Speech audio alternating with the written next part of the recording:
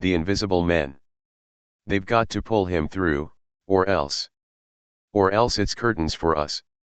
Two unwelcome and unseen spectators were present as doctors fought valiantly to save the life of detective story writer Harry Miles.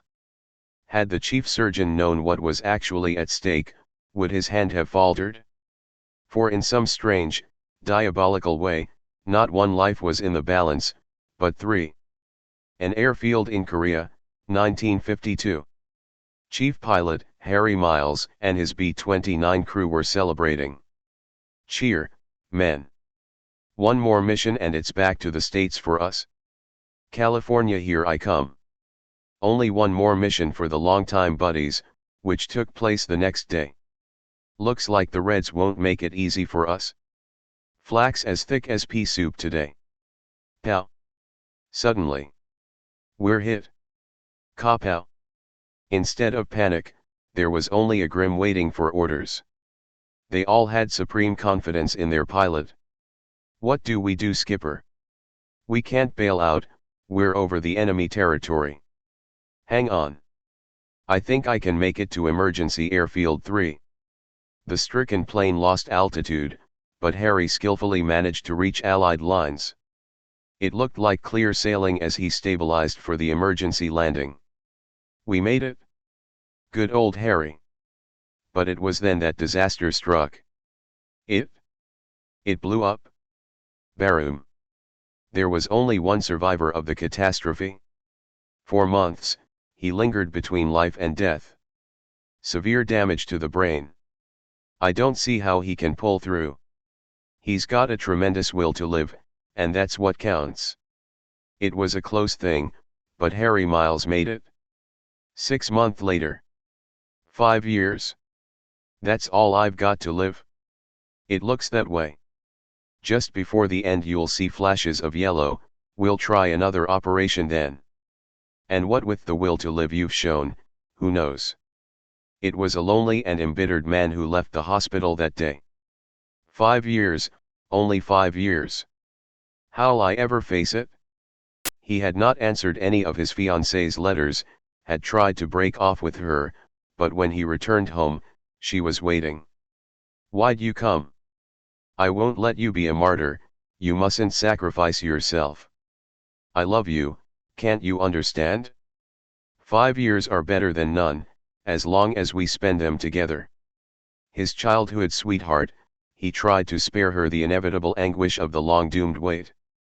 Face facts, darling. My brain is damaged, they've handed me a death warrant. Can I ask you to share that? I want to, I've got to. And we will be happy. 3 days later they were married. A gifted writer of detective stories before the war, Harry picked up the threads once again, working harder than ever. Time for a coffee break, sweetie, mustn't work all the time. She doesn't realize I've got to leave her well provided for, and I don't have much time. His first book proved an enormous success. Here's a fat advance on your next one, Harry. You're a publisher's dream, my boy, you'll make us all rich. None of them knows. It's better this way, at least they don't pity me. As if mocking his grim fate, the goddess Fortune smiled dazzlingly in the following years. Another bestseller for Miles. Isn't it wonderful about Hollywood buying your book? He had everything, it seemed, a devoted and beautiful wife, success, fame, but his rendezvous with the Grim Reaper turned everything to bitter gall. Life's nothing but a meaningless, horrible, sham. 2 years passed, 3, 4. He grew increasingly embittered.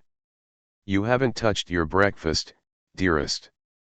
Does it matter? In such a frame of mind, with only a few months to live, Harry sat down to write his last book. This time I'm going to tell the truth about life, how justice doesn't always triumph. His plot involved 2 master criminals, one a dapper genius, the other a complete thug. 3 chapters were written swiftly. Aren't you going to tell me what the book's about, darling? Okay, if you really insist. It's my masterpiece. Janet's eyes clouded over with dismay and shock as the finished recounting the plot. You, you can't be serious. That's a horrible story. I don't want you to write it. I must and I will. But why foist such characters on the world? It won't do anybody any good. I can't help it if it's not pretty. Driving himself relentlessly, the manuscript was soon near completion. It scares even me.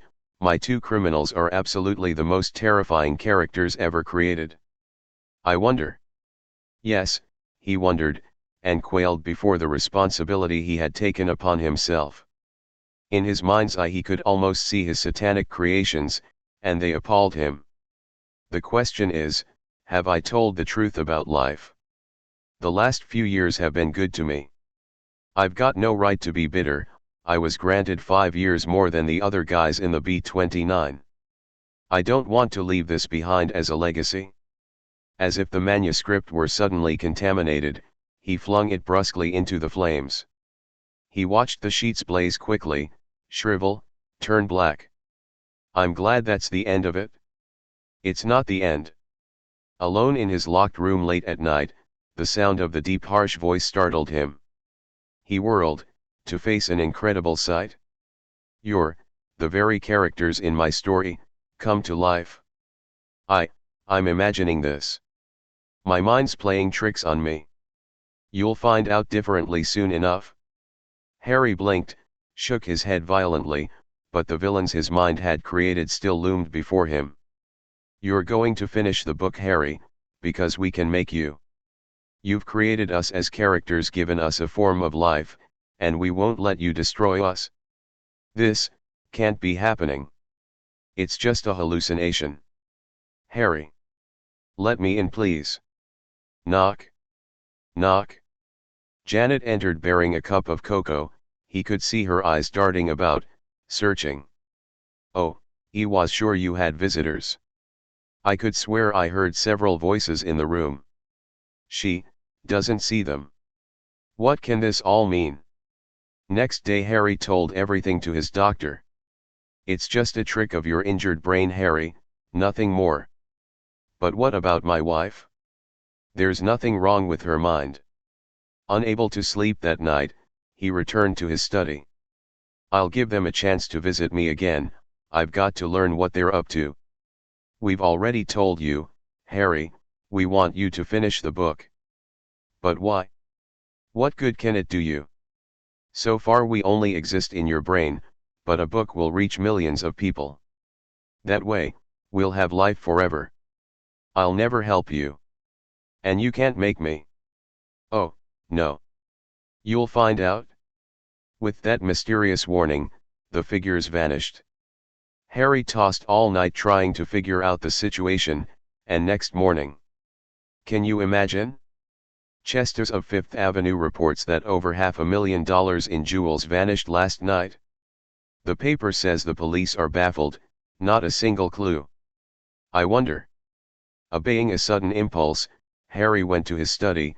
They were waiting for him. I guessed you two were in back of it. You're a real bright boy. This is just a sample of what'll happen unless you do as we say. Whatever you do, your existence will perish with me. But if I finish the book, your evil influence will be eternal. I still refuse. Okay, don't say we didn't warn you. That night there was a terrific explosion in the Hudson tubes, snarling traffic on both sides of the river for miles. I gotta get to work. Keep your shirt on, buddy. Repairmen are doing the best they can. Worse was to come. The following night saw every light in Manhattan go out, bringing activity to a standstill.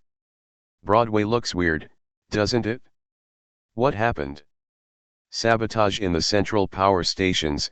For Harry it was a nightmare. He knew who was responsible. Only he could stop the epidemic of terror, but how could he? It was a hideous dilemma. Had enough? No. Gonna play ball? No. Ready for the typewriter? No. Janet thought her husband's growing despair normal, when each day brought the end closer. But Harry was no longer thinking about himself. If I surrender, who know how many innocent people they'd corrupt? Poor dear, I mustn't break down, I mustn't show him how my heart is breaking. Suddenly Harry blinked, his body grew rigid, and a strangled gasp escaped him. Darling, what's the matter? I see, flashes of yellow. Flashes of yellow, the symptoms he'd been told would herald the end. No. It can't be, not so soon. It is. I'm finished. By the time she got him to the hospital he was nearly unconscious. Only the last-ditch operation remained. You've got to save him, doctor. We'll do everything we can. And if his will to live is what it was, he's got a chance. As he was wheeled to the operating room, his flickering consciousness was rooted on a single problem. Do I want the doctor to save me? If he does, my evil characters will continue their work. If he doesn't, the world has nothing to fear. The ether took effect, the whole room started to spin, and just before everything went black, two faces whirled about him. You've got to live, Harry. You're young, think of the years ahead. The long and difficult operation went slowly. For Janet, the passing hours were an unspeakable ordeal. Fight, my darling, you've got a chance. At last. Is he? He's still alive, but we've failed. The end will come within the hour. At that moment, in Harry's room, the nurse thought him delirious as he spoke to thin air. You fool. Why are you smiling? You're a goner too. Yes, but I'm at peace. No one could understand the cheerful expression on his face, nor the calm with which he faced the end. You're young, your whole life is ahead. I've left you well provided for, I want you to be happy. Moments later. I'll never know where he got that courage from. He was a man. Just then, there was the sound of something dropping to the floor. In amazement, they turned. Where did that come from? I don't know. Jewels. And from the description, they must be the ones taken from Chester's of Fifth Avenue. But how did they get in here? How could they know that moments before, two cruel criminals had ceased to exist, and that with their disappearance, the ill-gotten loot had fallen from their clutches? The end.